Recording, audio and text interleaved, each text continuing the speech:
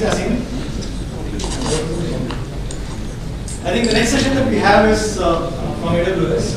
Dhruv will talk about getting your SAP S/4HANA migration.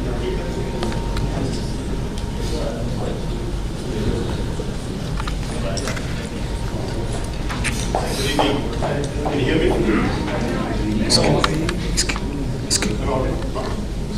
Is he audible at the back? Is the mic working first of all?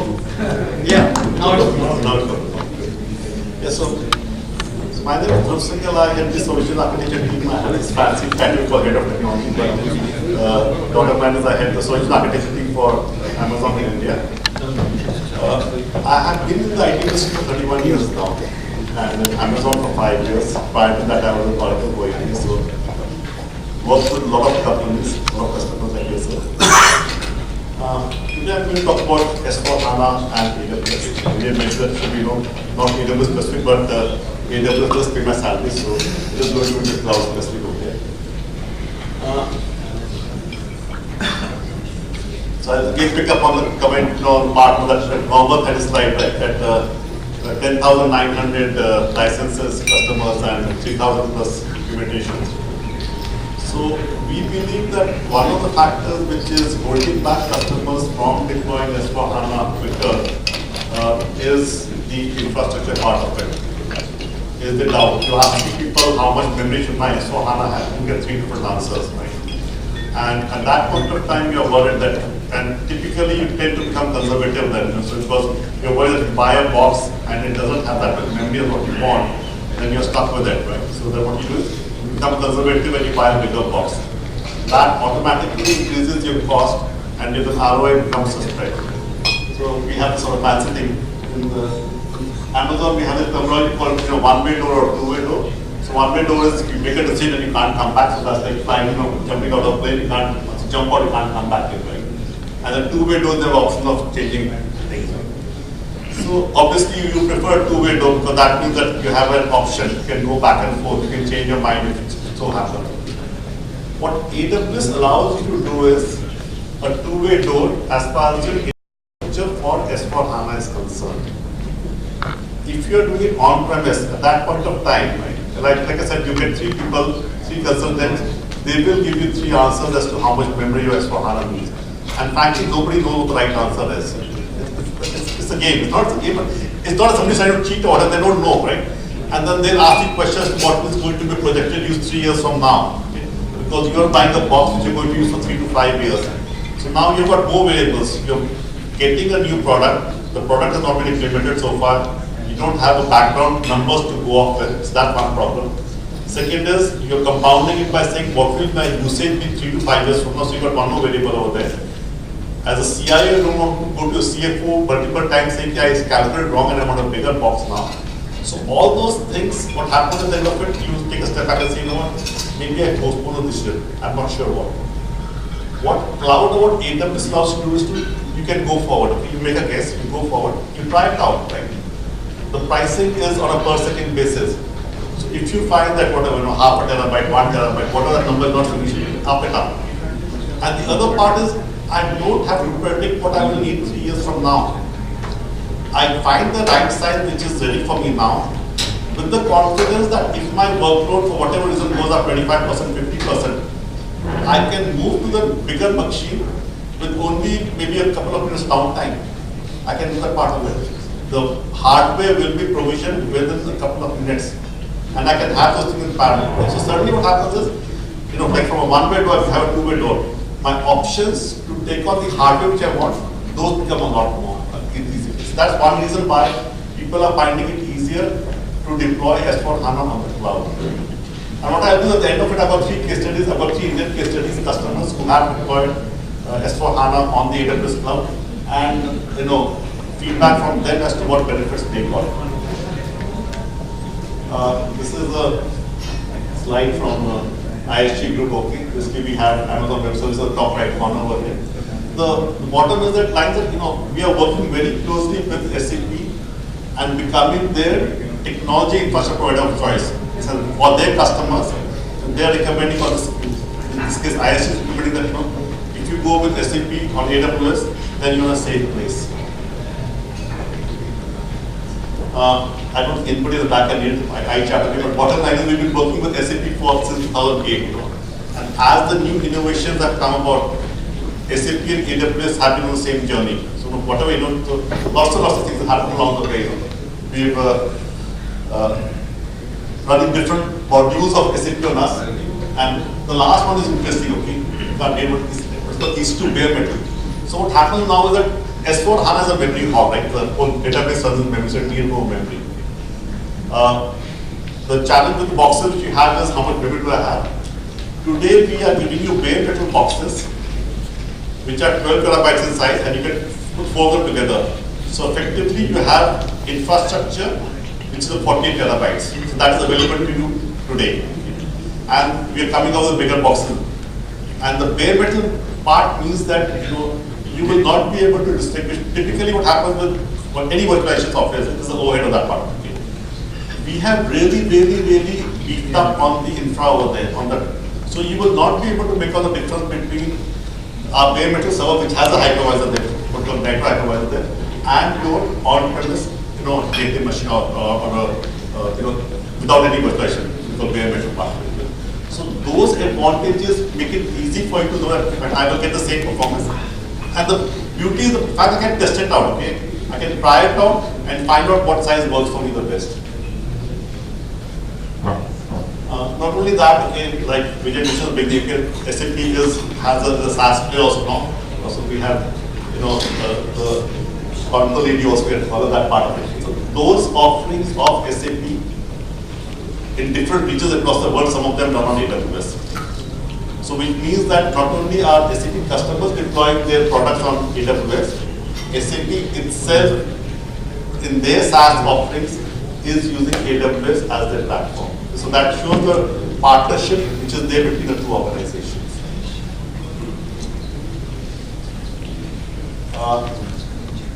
We've got lots and lots of different level machines you have, and each one of them is a different machine type. Okay? And within that, you'll have ranges like 1 core, 2 core, 4 core, 8 core, so on and so forth. So if I say C4 or C5 is a particular type of a machine, but within C4, you'll have a whole range, okay, depending upon what size you want.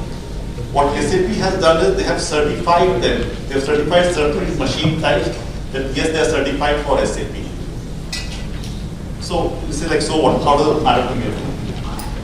You've got 50 plus instance types now, okay, which are available, and their SAPs are mentioned over here. What this means is that depending upon what your SAP sizing is, you will get a box, okay, which is very close to that, which means that you don't have to oversize it. And in order when your requirements go up or requirements change, you can go up and down. It's not just that your requirements have increased. For some reason, if your requirements go down for whatever reason, you can choose a lower box also. And like I mentioned before, we've got lots of facilities which make the transition from box 1 to box 2 easy. We have customers who have done the transition in a matter of minutes. And both those boxes are available to you. So, your effort required to change your hardware is really low. And with all these combinations, you can be assured that you're buying the right size of the box, or you're using the box of the right size. Any question on this part of it? Does it make sense? Does it address any concerns? And it's all like, it's on a public website, any staff you want, you can approach anyone of us also to have this thing. This is more of saying, okay, so we are getting more and more boxes, and we are making sure that, so regardless of your questions, in fact, it's 48 terabytes for S4 HANA, is 100 terabytes for OLAP workloads, so of memory. So the memory part of it, you will not be really sure of it. Some of our enterprise customers worldwide, customers who deployed SAP on AWS. And you can see some of them in India also, Tata Motors here, Infosys here, Tata Global Beverages. You'll find them across all industries. The partnership is really close, and it is a tight partnership, and it is reflecting in customers who are deploying their products on us. It's a combination of production and PR, or it's all production? Most of them in production. Typically, we get the right to use a logo only when the customer goes production. Normally, they don't give us the right to when they go to test. So these will be production processes. In fact, in India also, we got, I think, lost count, about annual 2018, we had about 150 customers in India who are deploying SAP on AWS. The last few months I've not kept back, so it's gone up. The next slide, in fact, has those customers. These are Indian customers who got production of AWS.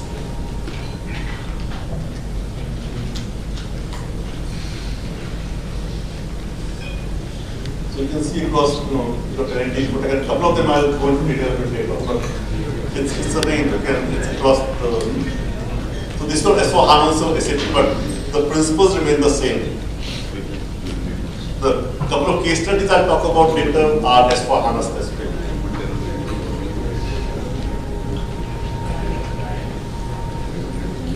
So this is L&T Infotech. L&T Infotech.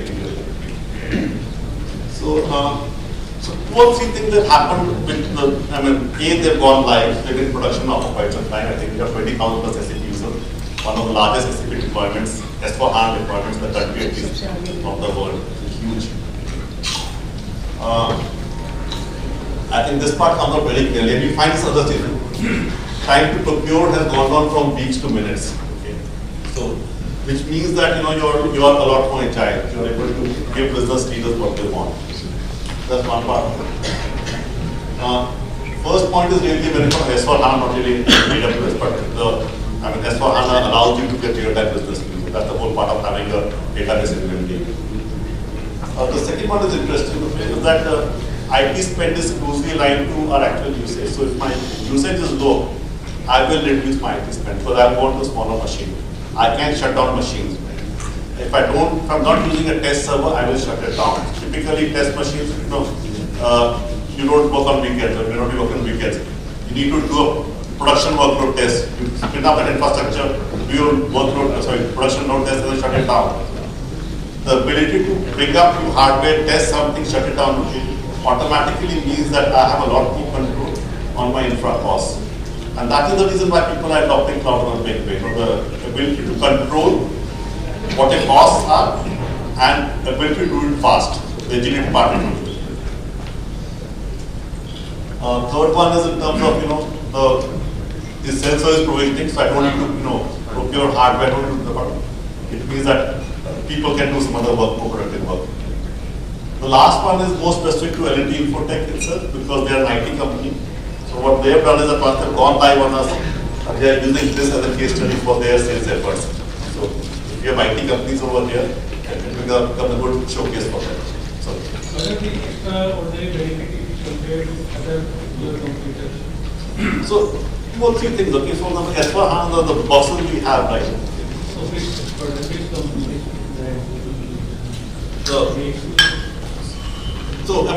So there are two sorts of competition part of it. Okay, one is if I look at say on-premise players, like hardware players like IBM, HP, or Sun, so there's absolutely no comparison because all of them are capex purchases.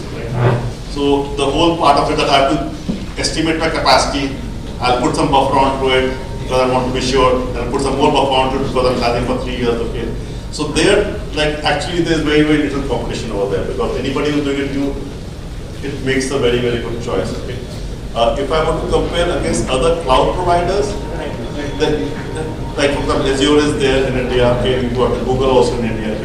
There, I think the tight partnership which we have with SAP that stands out. Okay. The number of boxes we had over there, we talked about that part.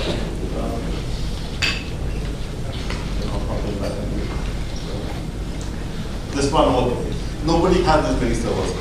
So you say, how does it make a difference? It makes a difference because what means that if you know your SAPs, right, you can get the size which is closest to you. Supposing I had only three of these boxes, then your choice was limited.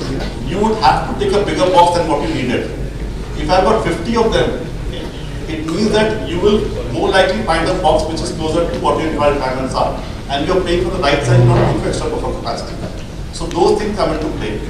The integration we have between what SAP running on AWS and other services. So that comes into play. Operational efficiency which is there, so those come into play. So all those factors make us a good option to deploy. So any other questions?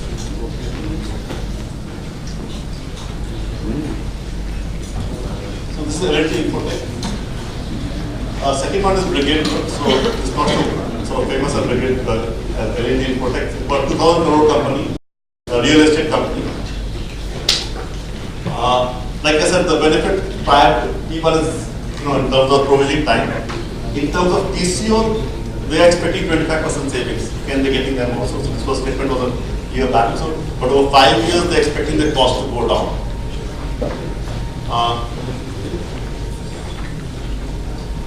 They found that their uptime went up significantly. So what happens in cloud is that the hardware is always available. So I don't need to shut down. When I'm changing hardware, I can have both the infrastructures up and running. My ability to go from one configuration to second configuration in a matter of minutes become possible. In on-premise environment is very, very difficult. So their uptime has gone up. So, zero downtime, and this is always on cloud infrastructure. So they're actually, the availability part of it, the SLAs are better on cloud than on-premise. And of course, the cost reduction. Business reporting went up by 20%, so significant benefit. The third one is not a S/4HANA case, but it's good. It's a SAP on AWS part of it. I don't want to clarify that. But the interesting part over here is the timelines. Okay, I mean, Edelweiss was keen to get into general insurance business and said that we want to get. So one of the first, not the first user of general insurance SAP in India, or insurance package from SAP in India requirement. So they engaged with us on 18th September. 13th October, a month later, also they opened their account on AWS. So that was the marketing top got over. In 3.5 months, they issued their policy, which means that in 3.5 months, they were able to deploy SAP, do their testing, and in the middle of all this, SAP Edelweiss insurance company, you talk about security, talk about those concerns, right? They said we want the auditor to audit it, so to make sure that we are not, there's not, we don't have regulators coming after us, right? So they had KPMG do a risk analysis. So they engaged KPMG did the risk analysis for them. ACC was a consulting partner, and Sorel was the IT implementation partner. But like in 3.5 months, it's a very, very short amount of time from a point where they had zero SAP, zero AWS, to have a fully up and running infrastructure, SAP deployed, and they issued the policy. So that, those are the timelines which you get, that's the agility which you get when you move on to the cloud. It's very, very difficult to come anywhere close to this in an on-premise environment. You can't even think about it, right? Most of you have an on-premise environment. Just doing the testing, development, because the testing time was zero. Time required to procure testing hardware was zero. They were up and running. Same way for pre-production, same way for production. So the whole test, development, production part of it, the cycle became a lot faster, and they were able to go live. And after getting audited, it's a financial company, insurance company, they have regulatory requirements to be met. No, this was a totally new deployment. The first two were S/4HANA cases. This is a totally new, package deployment of insurance package from SAP deployment. So ground up, greenfield deployment, not a migration. But theoretically, one of the options Mohammed talked about was, should I go in for a migration or should I go in for greenfield? So either of those two cases, the options are there for you. You can go in and the hardware is there for you, the infra is there for you, the integrations are there for you. Why specific? So lots of parts, the experience part of it, in terms of, we have thousands of SAP customers worldwide now who are running SAP on AWS. The partners are there, both in India and worldwide, over 30 competency partners. So what we've done is we certified partners. So people who deployed SAP on AWS, and of course in the market. And the whole concept of SAPs, right? Up to 480,000 SAPs. 480,000 SAPs. The certifications we have, the scaling up and down, and the security part of it. So, I think one of the concerns was that how secure is it? How secure is cloud? Okay. Frankly, now we have CIOs of banks coming on stage, all right, and saying that the infrastructure on cloud is more secure than what I have on premise. And there's a reason for that. Like Rob Alexander, who's the CIO of Capital Bank in the US, one of the top 10 banks in the US. he came on stage 2 years back in front of 40,000 people.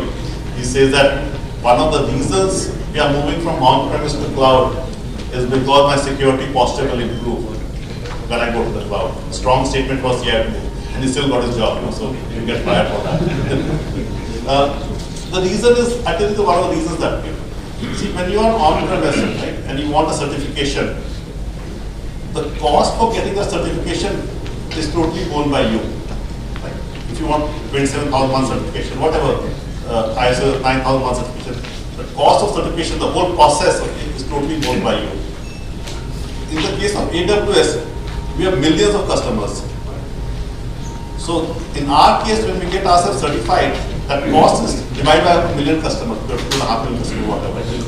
So it is amortized over that money. So it is, we are able to therefore get more certifications. We've got 40 plus certifications. So you know, when name any security certifications we have it. So we have the largest and most security certifications of any cloud. You get any on-premise, you'll have 3, 4, 5 certifications. We've got like 40 plus. So whether it's PCI DSS or it is your GDPR, all those certifications are there. It will be very difficult for you to find a certification if you don't have.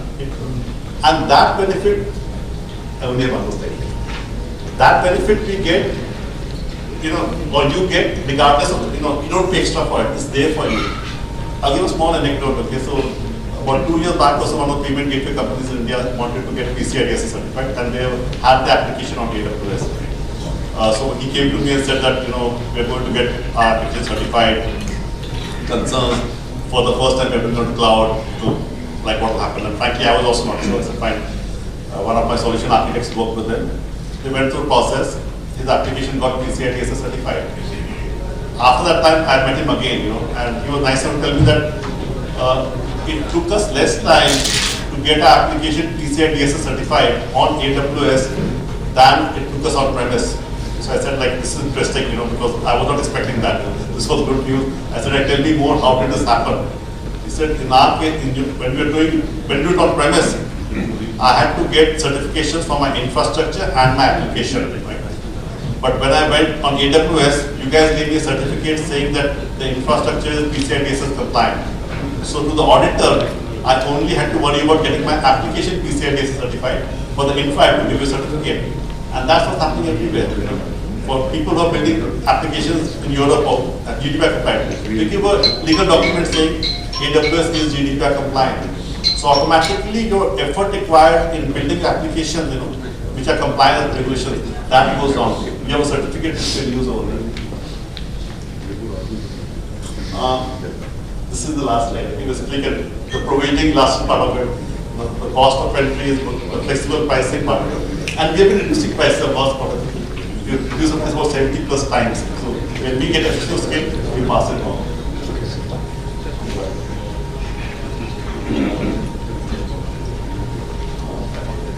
That's it. Thank you. I'll be around.